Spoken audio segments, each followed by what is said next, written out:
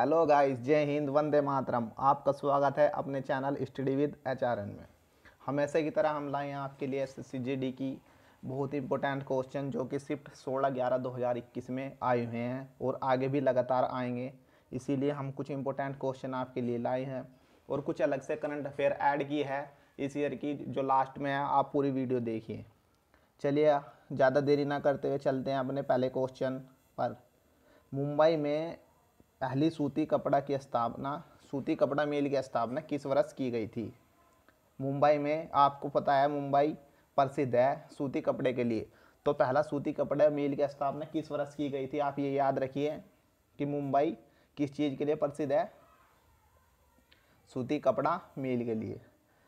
और किस वर्ष पहले मिल की स्थापना की गई? तो याद रखिए 1876 यानी कि 1876 में मुंबई में पहले कपड़े मिल की स्थापना की गई थी। चलिए नेक्स्ट क्वेश्चन देखते हैं अपना। गणेश चतुर्थी कहाँ का प्रमुख त्यौहार है? ये बड़ा आसान सा क्वेश्चन है पर आया हुआ है, हमने ले लिया। आप बता सकते हैं, मूवी में देखते हैं महाराष्ट्र का गणेश चतुर्थी महाराष्ट्र के साथ चला जाएगा क्योंकि गणेश चतुर्थी महाराष्ट्र का प्रसिद्ध त्यौहार है। चलिए नेक्स्ट क्वेश्चन देखते हैं। हम बहुत ही जल्दी आपको बहुत ही अच्छे क्वेश्चन कराते हैं जिससे आपका टाइम भी बना रहे और आप पूरे 20 के 20 क्वेश्चन भी देख ले। किस राज्य में ओबार की पहाड़ियाँ है? आपको बताना है किस राज्य में ओबार की पहाड़ियाँ है।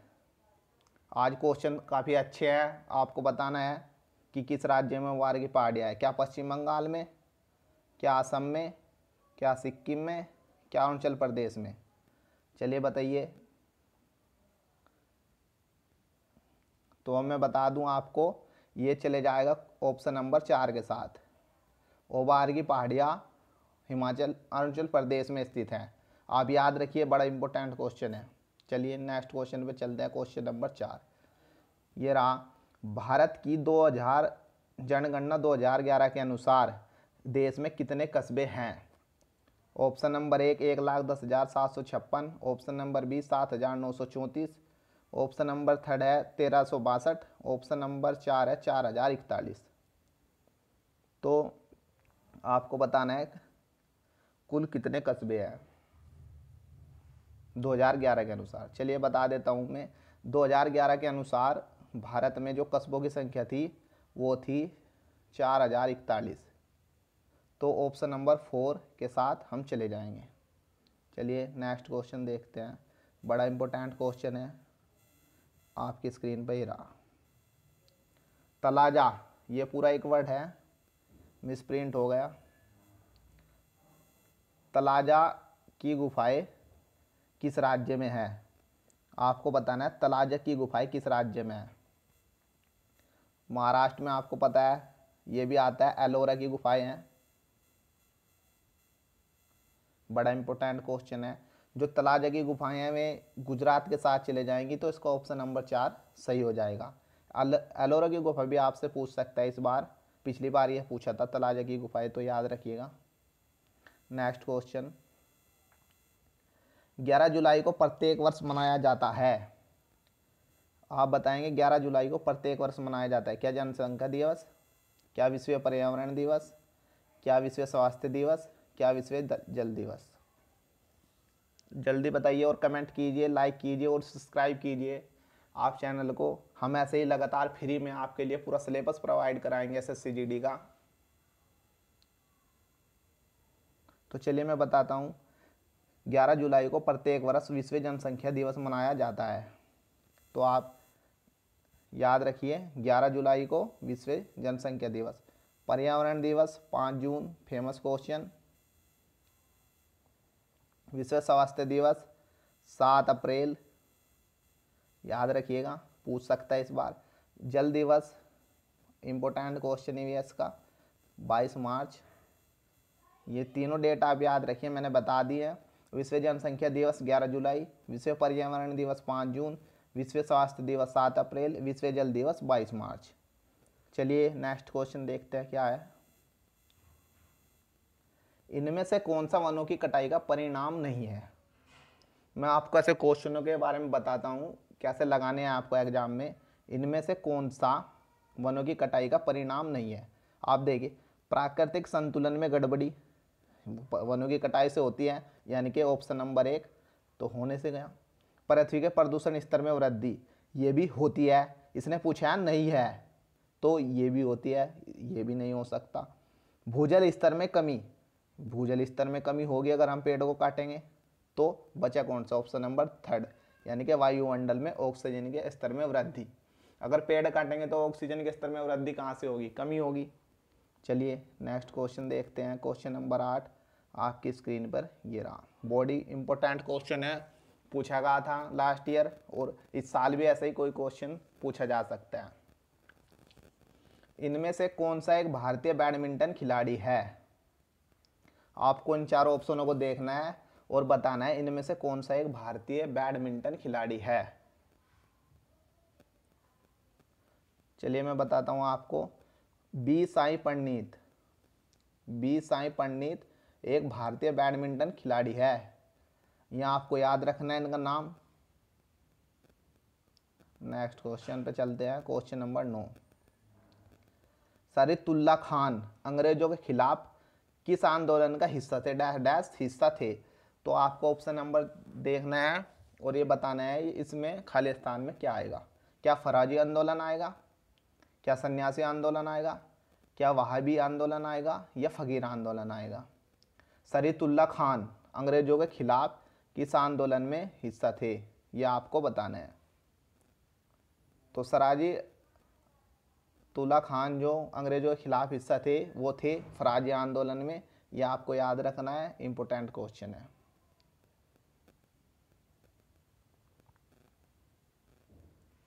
आपको बताना है इनमें से कौन सा इब्राहिम लोदी को पराजित करने के बाद मुगल सम्राट बना था। निम्नलिखित में से कौन सा इब्राहिम लोदी को पराजित करने के बाद मुगल सम्राट बना? ये आपको पता होगा, आसान क्वेश्चन है, तो ये क्वेश्चन बाबर के साथ चला जाएगा। चलिए नेक्स्ट क्वेश्चन पे चलते हैं। क्वेश्चन नंबर 11 ये रहा।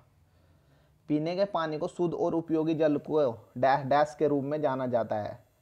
जो पीने के पानी को शुद्ध और उपयोगी जल को, जो पीने के लिए पानी हो, शुद्ध हो और उपयोगी हो, उसे जाना जाता है। ऐसे क्वेश्चन आएंगे आपके पेपर में। लास्ट ईयर का क्वेश्चन है 16/11/2021 की शिफ्ट है। तो बताइए, तनुकृत जल को, सूहा जल को, पेयजल को, या नदी के जल को? तो इसका ऑप्शन नंबर 3 पेयजल सही हो जाएगा। पेयजल को हम शुद्ध पानी पीने के और उपयोगी जल के रूप में जानते हैं। चलिए क्वेश्चन नंबर 12 पे देखते हैं। बढ़िया क्वेश्चन है। इंपीरियल बैंक ऑफ इंडिया की स्थापना हुई थी। बताइए, इंपीरियल बैंक ऑफ इंडिया की स्थापना हुई थी 1948, 1919, 1947, 1921। बढ़िया क्वेश्चन है और आसान क्वेश्चन है, आपको लगा देना है। आपको पता है इंपीरियल बैंक ऑफ इंडिया अंग्रेजों के समय ही स्थापित हो गया था, जो कि 1921 में स्थापित हुआ था। ऑप्शन नंबर 4 1921 इसका राइट आंसर हो जाएगा। चलिए नेक्स्ट क्वेश्चन। मीर जाफर को कब बंगाल का पुन नवाब बनाया गया था? मीर जाफर बंगाल के नवाब थे, पर पुन कब बनाया गया? क्या 1746 में, क्या ऑप्शन नंबर 2 1664 में, क्या ऑप्शन नंबर 3 1647 में, क्या ऑप्शन नंबर 4 1764 में? तो ये ऑप्शन नंबर 4 के साथ 1764 में मीर जाफर को पुन नवाब बनाया गया था। चलिए नेक्स्ट क्वेश्चन देखते हैं। निम्नलिखित में से कौन सा कथन सत्य है? आपको सत्य बताना है कौन सा कथन है। अमल लाल लिटमिस को नीला कर देता है, बेस नीले लिटमिस को लाल कर देता है, क्षार स्वाद में कड़वे होते हैं, अमल स्वाद में नमकीन होते हैं।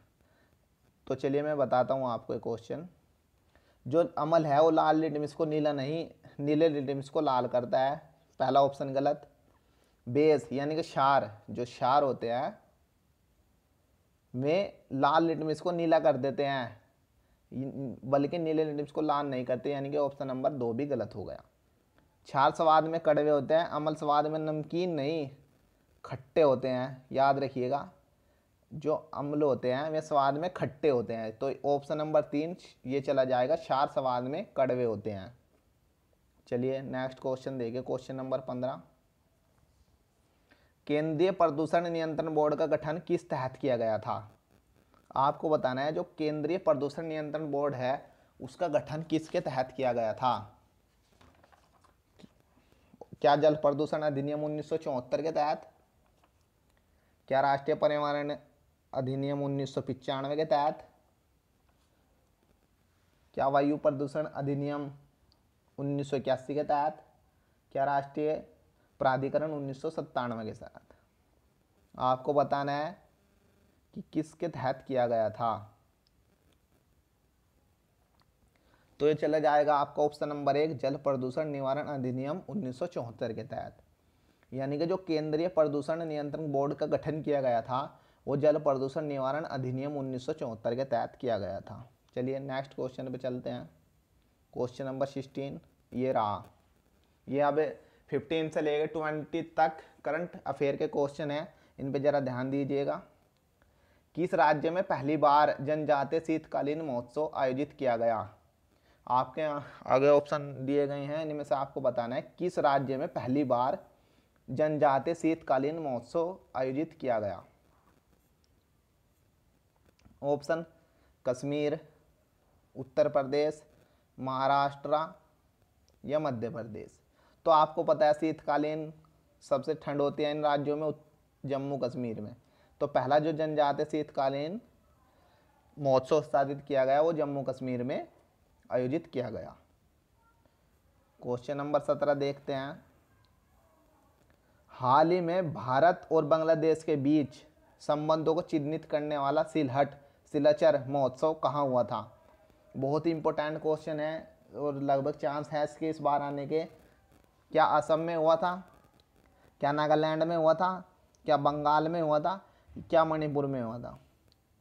तो क्वेश्चन नंबर 17 का जो आंसर होगा वो चला जाएगा ऑप्शन नंबर 1 के साथ। जो सिलहट सिलचर महोत्सव हुआ था वो असम में हुआ था, बांग्लादेश।